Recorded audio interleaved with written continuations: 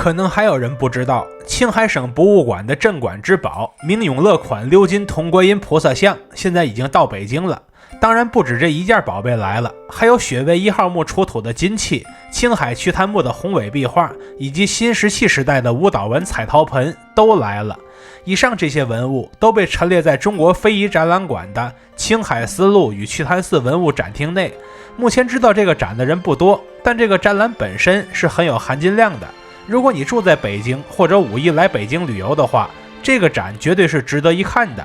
因为瞿昙寺对应的是明代，所以今天我也穿了明制汉服来看展，这也是沉浸式体验中的一环。大家好，我是徐工，这次一定点关注，下次旅行不迷路啊！我目前是在北京工艺美术馆的特展啊，这个青海瞿昙寺的很多宝物，还有这个青海省博的镇馆之宝都运来了啊！一会儿咱们好好逛一逛这。我们先说交通，坐地铁8号线或15号线，在奥林匹克公园站的 G 口下车，出来之后就能远远的看到中国非遗展览馆这几个字，它同时也是中国工艺美术馆。扫码预约后，我们进入大厅，此时往左手边一看，就看到了青海丝路与瞿昙寺文物的展厅。现在我们可以预览一下青海的历史文化序列表。今天的主要目标就是建于明朝的瞿昙寺，那是明朝经略西北历史中的一部分。第一个篇章文明交汇便是对这个大主题的铺垫。早在新石器时代的仰韶文化时期，中原器型便开始向西传播了。对应的文物有新石器时期的舞蹈纹彩陶盆，这是当地马家窑文化的代表器物，国博也有一件。附近另一件是圆圈纹彩陶壶，也是马家窑文化的器物，它们的花纹有自己的特色，但器型、材料和色系和中原明显是近似的。而后面齐家文化的玉器和中原也是大差不差，这边的玉璧照样是圆形的，因为它是祭天器具，同样对应的是天圆地方理念。然后是青铜器，其中有一件弦纹人字纹铜粒，展牌说它是青铜时代文物，这个说法很模糊，我们可以根据它简约的画风进一步推断它是汉代文物。旁边另一对文物是铜牦牛，人们经常用青铜器来复刻自己蓄养的牲畜，看来这边也不例外，就是牦牛变成青铜器之后变得过于苗条了。现在我们正式进入汉朝，这个阶段的文物也很精彩。首先，青海出土的汉代灰陶灶比我们平时见到的陶灶更精美，它侧面和上面都有浮雕，真的模拟出了厨房应有的热闹场面。然后是几枚汉代铜印，有铜印证明委任过官员，这就是汉代经略当地的物证。后面的南北朝穆武勇，其衣衫为交领右衽，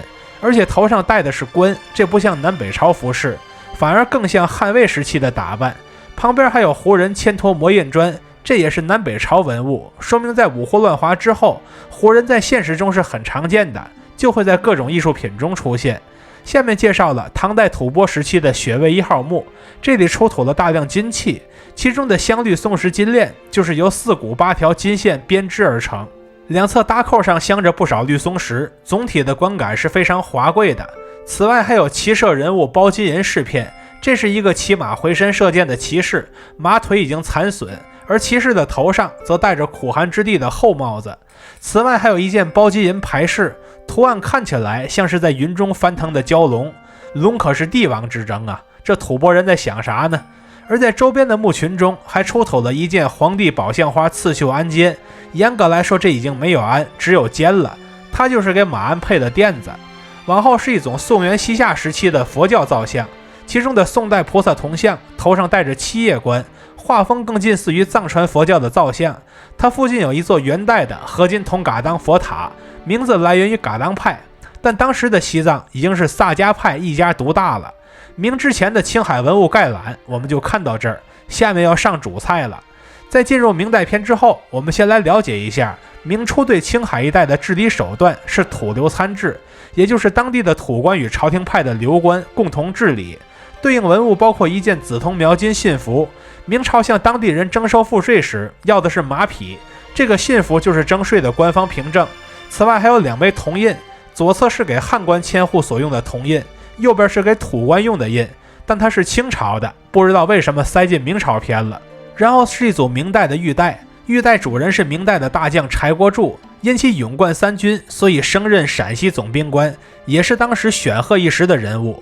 然后展出了一组复古风的铜器和玉器，它这边的双耳青玉杯很明显用了兽面纹，那是商周青铜器的常用纹路。此外还有永乐款的铜鎏金三足香炉，它这个造型是仿照青铜鼎的造型铸造而成的，器型非常厚重，是明朝廷赏赐给瞿昙寺的宫廷重器。它的颈部刻着大明永乐年诗的字样，以及对应的藏文和梵文。此外展出的明宣德款龙纹铜钵，它的年份字样也就是大明宣德5年等字，直接就被刻在了钵顶的位置。附近还有一件明代鎏金铜护心镜，它中间已经磨出了原色，外圈看起来金灿灿的，双龙浮雕也清晰可见。最后是一件明代的木胎相同鎏金镂空如意龙纹马鞍，它两侧的马鞍桥是铜鎏金的，其余位置则是木质的，两侧那马蹬子则是铁的。看完这些，终于到瞿昙寺的历史篇了。此寺始建于明洪武年间，但一开始规模不大，只建到了瞿昙殿这第一进院落。明永乐年间增建了宝光殿区域，具体对应上面图片中深黄色的那个区域。仁宗、宣宗年间则对寺院大规模扩建，形成了最终的格局。别看朱高炽当皇帝都不满1年，就这还挤出了时间给瞿昙寺立了块碑呢。之后朝廷又主持修建城墙和壕沟，形成了4补1体的格局。后面还给游客出了个瞿昙寺严格的省流版，这个就更清晰了。现在我们来看一看瞿昙寺的沙盘，它的山门是单檐歇山顶，第一进院两侧的小建筑是十字歇山顶，这不是钟鼓楼，而是玉碑亭，里边的玉碑都长这样，看着很有气势，但送来的都是复制品，就不逐一介绍了。第二进院落的瞿昙殿和宝光殿则都是重檐歇山顶，它们的两侧是小钟鼓楼。最后一进院落的正殿龙国殿，其屋顶为重檐五殿顶，是古建筑中的顶级配置。它两侧的小高楼则是瞿昙寺的大钟鼓楼，这个配置也是比较少见了。对应瞿昙寺主题的文物包括一件很大的护法尊天木匾，如果仔细看就能发现它的年份是崇祯5年。另外还有阿处佛木版画，因为瞿昙寺距离西藏近，吸收了大量密宗元素，才会描述五方佛主题内容，其中就包括东方阿处佛。在没有密宗元素的地方，你就很难见到这位佛。后面还有一枚明代大印，是西天佛子大国师鎏金银印，这是明朝廷册封的僧官，也是土流参制理念的延续。当地人信奉的高僧当然是土官的不二人选。现在我们来看今天最重要的看点，也就是永乐款鎏金铜观音菩萨像。这件极其精美的文物是大明朝廷赐给瞿昙寺的珍贵造像，也是青海省博物馆的镇馆之宝。菩萨头戴五叶宝冠，面容温婉平和，两肩外侧各有一朵莲花，胸前挂有复杂华丽的璎珞，且体型非常优美。它的脚下是一个莲花宝座，以及一个极其精美的黑色方形须弥座。须弥座的花纹很复杂，但分辨了一下，也是以植物纹为主，而造像本身的鎏金层是非常厚重的。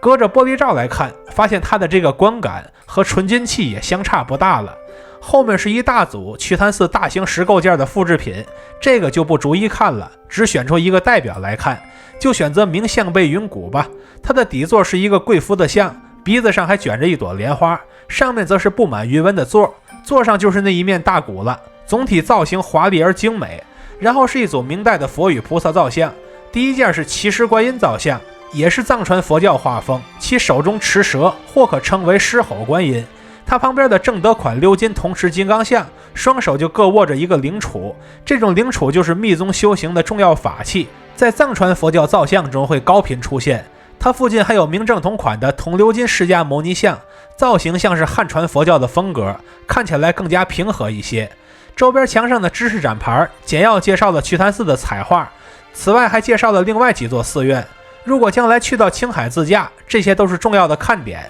这个阶段对应的文物是写着皇帝万岁万岁万万岁的经书，皇家背景的寺院就是这样了。下面我们进入下一个重要看点，也就是壁画篇。先看现场的明代文殊金刚曼陀罗五佛，这是按照瞿昙寺宝光殿西壁的壁画临摹过来的。最右侧三面六臂者为不空成就佛，其以家夫坐姿坐于莲花宝座之上，其中间二手结禅定印，其余各手则持有宝剑、金刚杵等多种法器。右二三面六臂者为无量光佛，其坐姿同为家夫坐，身穿菩萨装，手中法器多次出现莲花元素，这就是和无量光佛强相关的元素。正中间者为文殊金刚，其同样身穿菩萨装，左手向前拖着一本小书，这本书就是《般若经》。左二位东方阿处佛仍然是菩萨装，其主左手握金刚铃，主右手握金刚杵，其余手则持有各种法器。最左侧为宝生佛，其主双手结禅定印，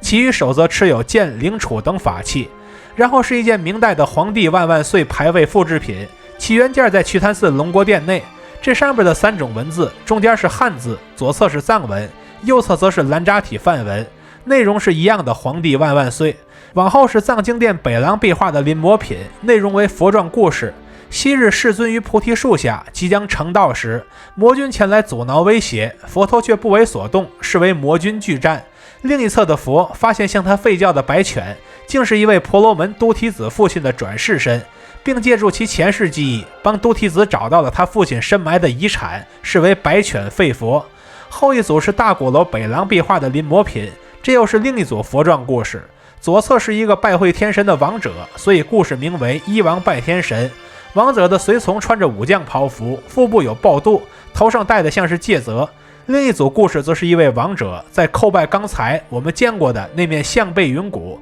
以求解救众生苦难之法，视为叩问天鼓。下面一组壁画则是大钟楼南廊明代壁画的临摹品，其中有座500力士搬不动的大石山，但释迦牟尼用手一指，山石便被轻松移开，视为佛指移石。另一侧的场面则是指佛教逐渐传入华夏，视为佛法东流。画面众人的衣服全都是交领右衽，而且戴的基本都是东坡巾，还有人戴的是飘飘巾。这头巾好像在哪儿见过一样，这也太眼熟了吧。附近有一幅单独的壁画，是大钟楼南廊的明初壁画复刻版，画中的世尊预言大迦叶将于未来世供养恭敬300万亿诸佛，视为受记迦叶。后一幅单独的壁画是瞿昙殿抱厦东壁的临摹品，在宗喀巴大师圆寂之后，他的弟子遇到困难，便祈祷故去的老师能够出现，于是宗喀巴便以5种形象现身，为他答疑解惑，视为宗喀巴5照见。再往后有一幅11面千手千眼观音壁画，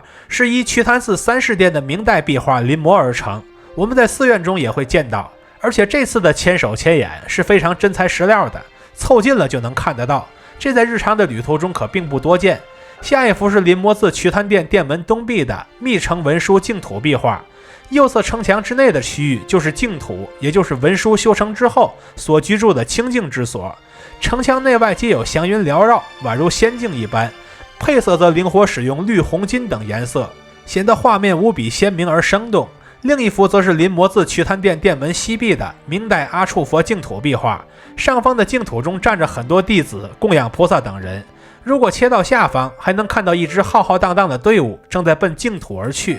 再往后是临摹自3世殿北壁的明代金刚萨埵壁画，这是一位一面3目2臂的神灵，左手中握着一个铃杵，右手则握着一把10字金刚杵，总体装束更近于菩萨。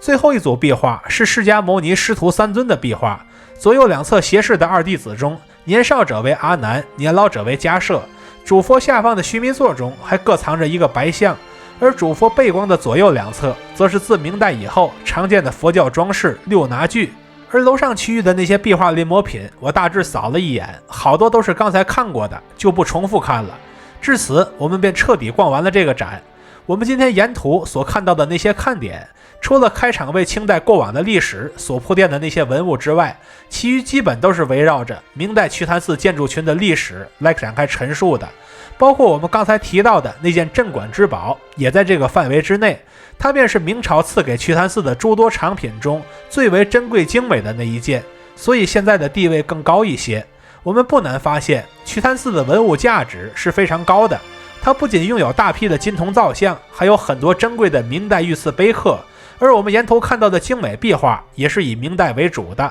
其中具体包含的元素则是来自中原王朝的秩序与西域藏传佛教的有机结合，这2类元素在今天的旅途中是交替出现的，那是明朝经略西北时所留下的珍贵物证。不过我们今天能看到的也不过是这冰山一角而已。希望将来有朝一日，我能去到青海屈才寺的现场，把它全部的历史看点都逐一看过来，拍下来，最后再记录在视频里，想必要比今天的种草之旅还要更加的精彩。看到这里的朋友，欢迎点赞、收藏、加关注，和徐公一起读城，一起旅行。